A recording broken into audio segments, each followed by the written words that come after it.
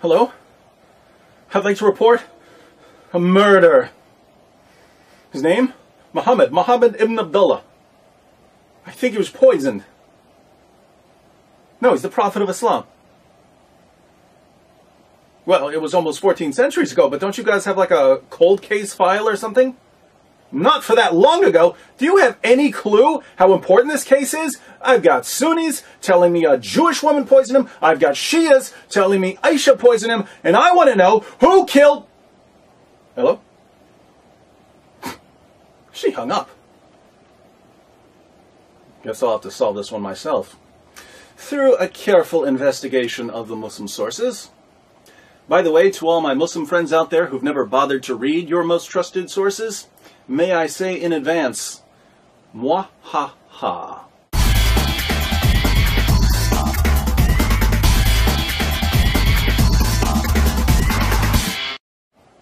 Okay, I've been through the Quran, the Hadith, and the Sirah literature, and I think I've solved the mystery of Muhammad's death.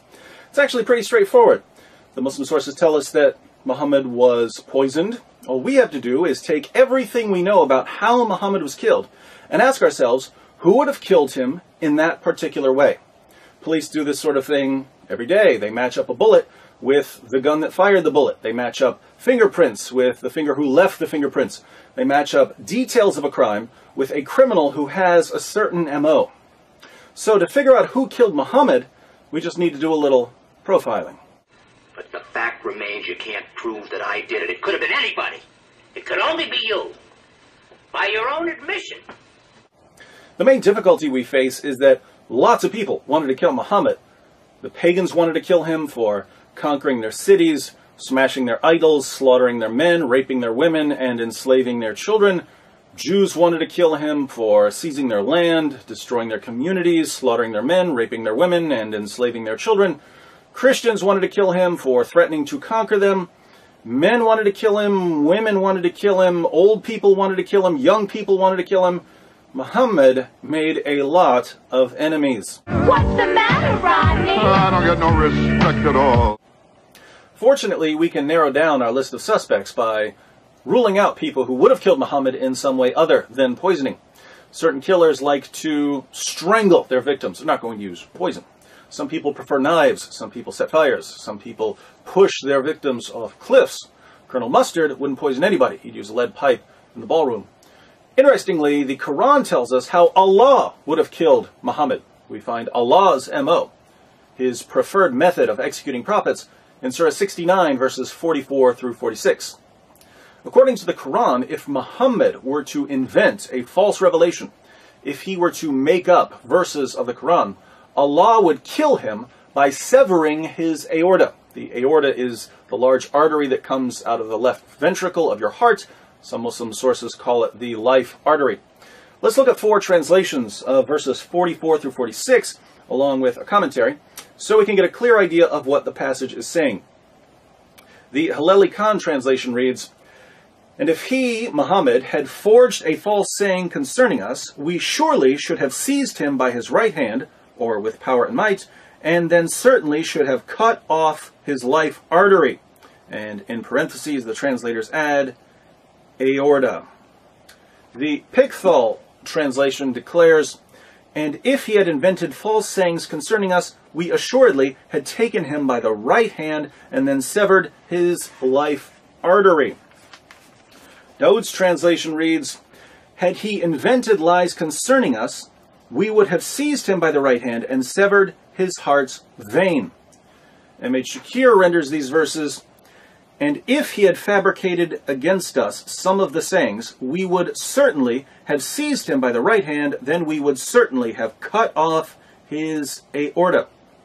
Just so we're clear on the meaning, and no one accuses me of misrepresenting the passage, let me read one of the greatest Muslim commentaries on these verses. This is Tafsir Jalalain. "And had he, namely the Prophet, fabricated any lies against us by communicating from us that which we have not said, we would have assuredly seized him. We would have exacted vengeance against him as punishment by the right hand, by our strength and power. Then we would have assuredly severed his life artery. the aorta of the heart, a vein that connects with it and which, if severed, results in that person's death. So if Muhammad had been a false prophet and a liar and a deceiver, we know how Allah would have killed him. Allah would have cut his aorta. As long as no one severs Muhammad's aorta, then we can rule out Allah as a suspect. I didn't do it. Just because the blood was in my hand doesn't mean I stabbed the man. Now that we've got our strategy, let's turn to the Muslim sources so we can put together our profile. According to Sahih al-Bukhari, Sahih Muslim, and other texts, Muhammad was poisoned by a Jewish woman. Sahih al-Bukhari 26:17. A Jewess brought a poisoned cooked sheep for the Prophet, who ate from it. She was brought to the Prophet and was asked, "Shall we kill her?" He said, "No."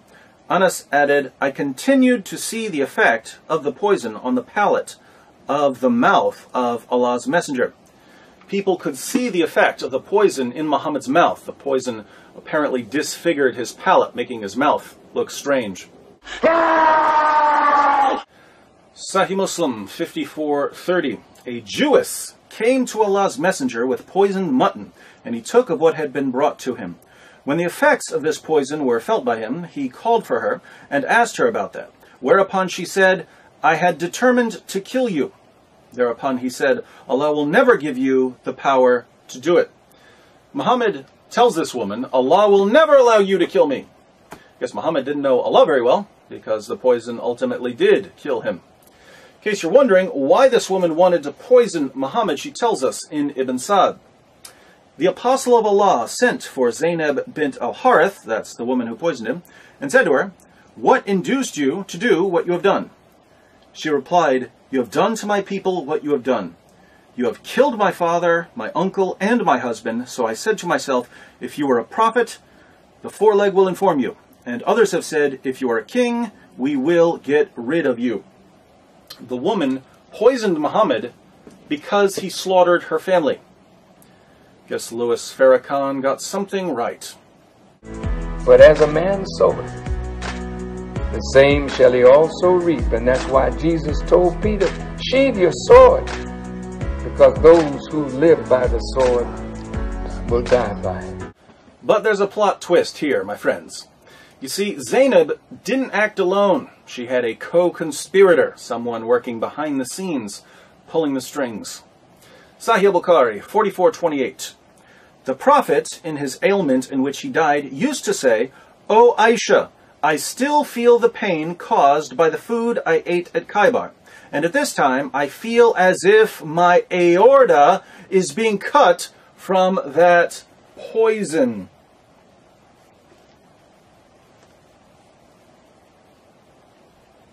What's that, Muhammad? Something about your aorta being cut?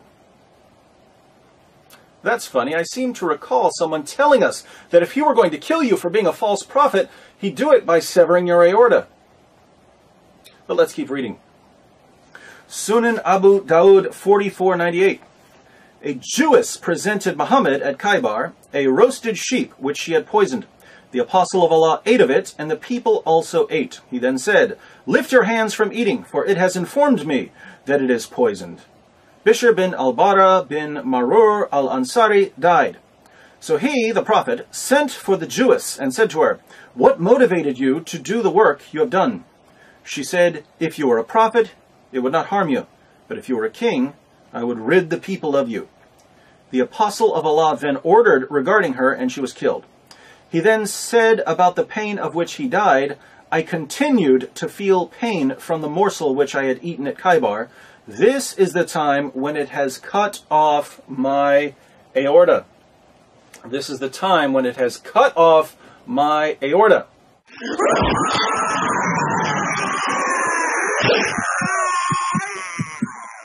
Didn't someone tell us in the Quran that he would kill Muhammad by cutting his aorta?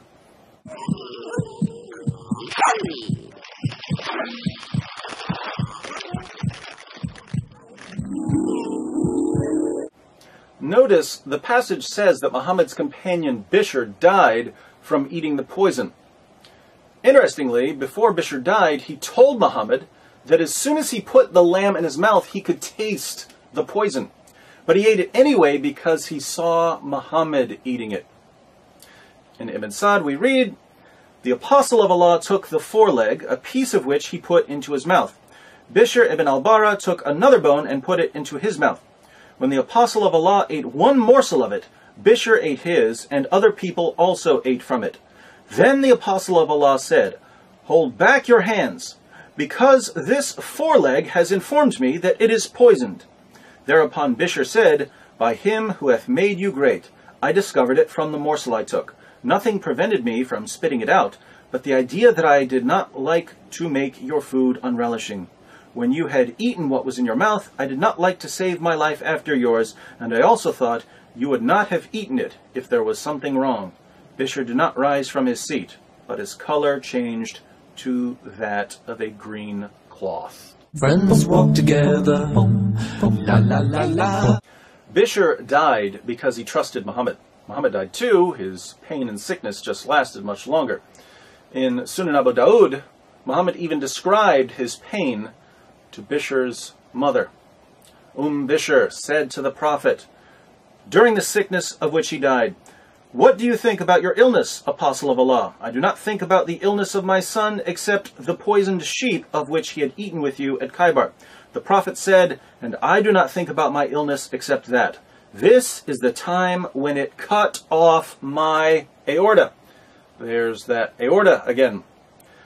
Tabari, page 124, "The Messenger of God said during the illness from which he died, the mother of Bishr bin al-Bara had come to visit him. Bishr, at this very moment I feel my aorta being severed because of the food I ate with your son at Khaybar." Okay, Muhammad, we get the point about the severed aorta. According to Aisha, Muhammad was in total agony before his death. Sunan ibn Majah, 1622, Aisha said, "I never saw anyone suffer more pain than the Messenger of Allah."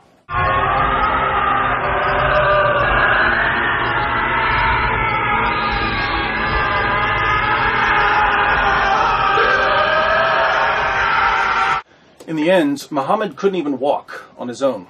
His followers had to drag him around. Sahih al-Bukhari 2588, Aisha said, "When the Prophet became sick and his condition became serious, he requested his wives to allow him to be treated in my house, and they allowed him. He came out leaning on two men while his feet were dragging on the ground."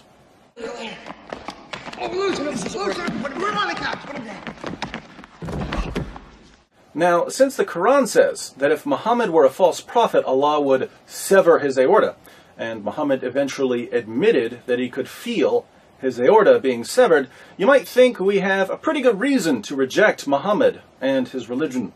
But you're wrong. If you look more closely, you'll see that we have at least 10 good reasons to reject Muhammad here. First, think about Muhammad's argument in the Quran. "If I'm a false prophet, Allah will cut my aorta." People who make silly claims like this usually aren't prophets. "I am a prophet. If I'm not, may God strike me with lightning." No lightning. This proves I'm a prophet. When someone uses that kind of reasoning, chances are he's a false prophet. But that's exactly how Muhammad argues in Surah 69. So, logically, if she weighs the same as a duck, she's made of wood. Second, even though these "God will strike me down" claims are usually enough to spot a false prophet, I believe that God sometimes makes things even more clear and obvious for us. If someone's running around saying, "I'm a prophet, God didn't strike me down," God might ignore him, but in some cases God might decide to thoroughly disgrace and humiliate him. And if any false prophet in history was a candidate for divine judgment, it was Muhammad. Now, Surah 69 was a Meccan surah, meaning that Muhammad was reciting this to his followers for years. He spent years telling his companions, "If I'm a false prophet, God's going to sever my aorta."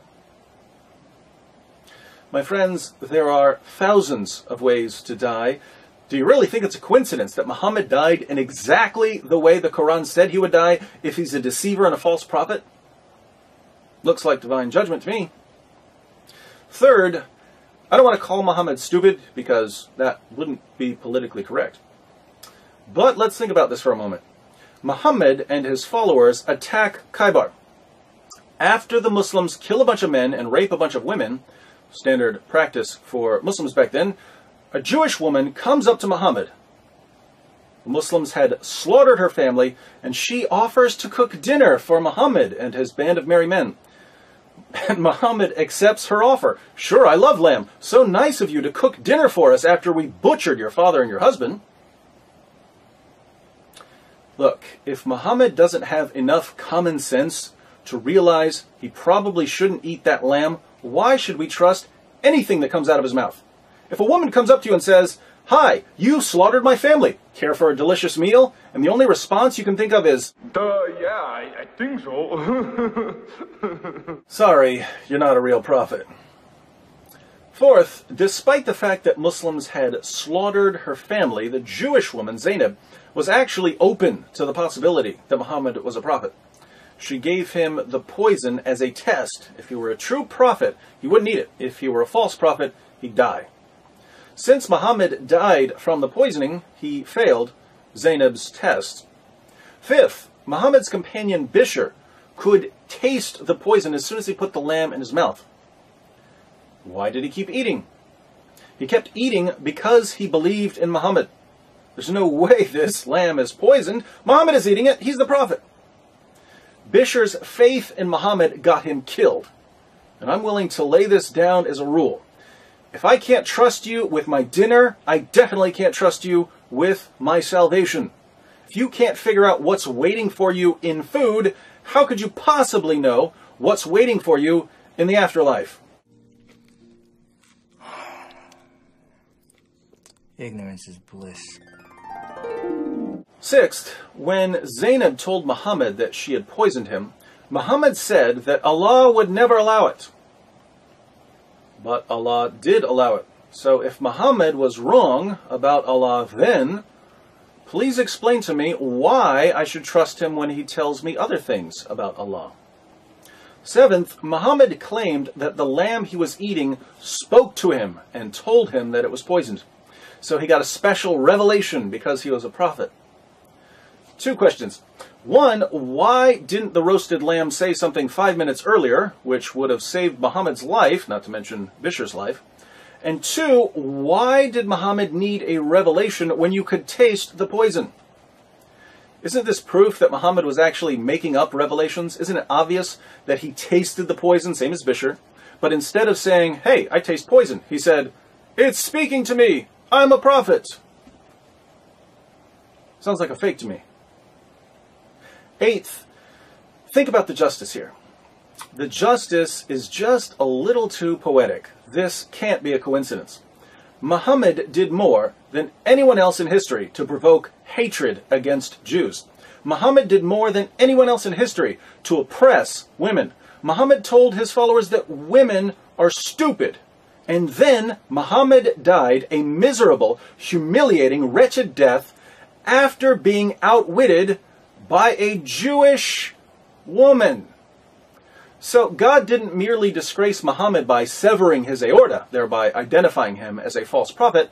God added to Muhammad's degradation by severing his aorta through the hands of a Jewish woman seeking vengeance against the man who had brought her community nothing but death and rape. Fair is fair. We didn't start this, we didn't mean it to happen, but we're not giving up till you pay. Fair is fair!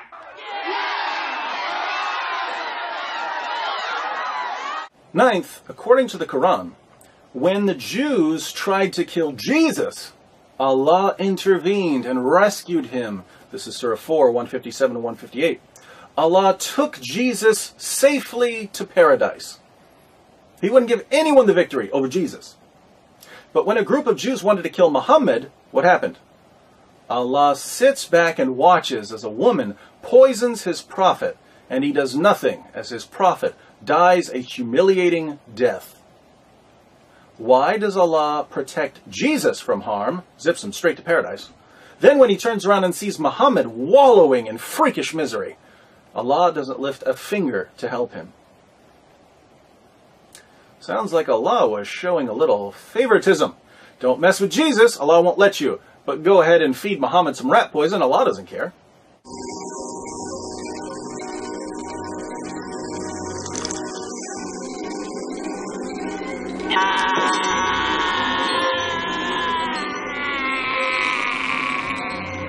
Finally, Muhammad's greatest wish was to die in battle.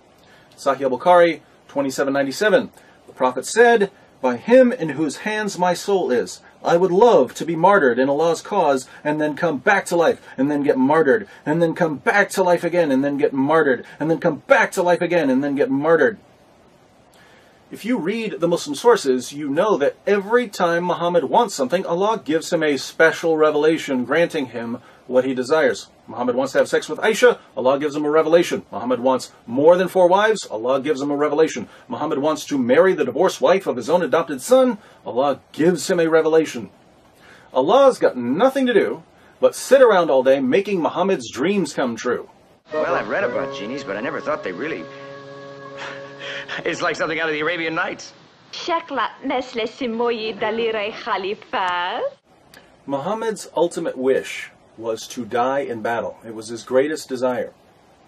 But instead of letting Muhammad die while fighting the Jews, Allah lets him die a disgraceful death in utter agony at the hands of a Jewish woman. Death by a leg of lamb. After spending more than 2 decades granting Muhammad anything he wanted, Allah suddenly decides not to give Muhammad what he wanted most. It seems Allah had a change of heart. Putting all of this together, we found at least 10 reasons to reject Islam just by examining Muhammad's death. If we look at how he lived, of course, we have another 1 trillion or so reasons to conclude that he's a false prophet. What I find most interesting, though, is that Muslims will be upset with me for making this video. They'll complain about the movie clips I use. They'll complain about the things I've said. David, how dare you put up a Weekend at Bernie's clip to illustrate what we read in Bukhari? But let me be perfectly clear. Nothing I've said about Muhammad comes anywhere near what God said about Muhammad. I'll go a step further.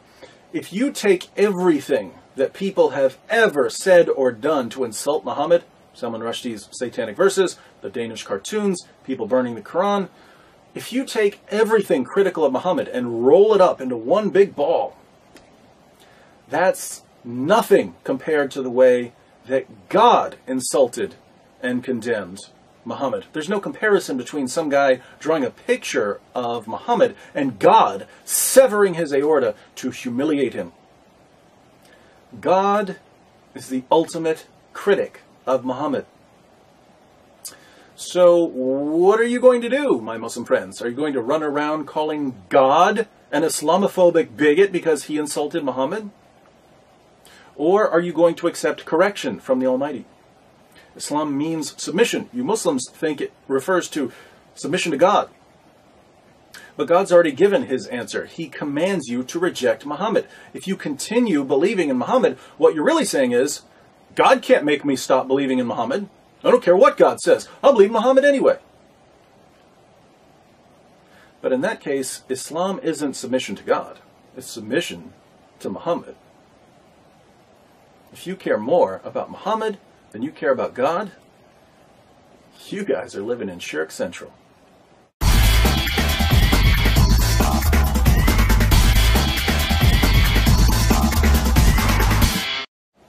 That's right. I solved the cold case. So put that in your file. No, I just want to hear you say it. Columbo ain't got nothing on me.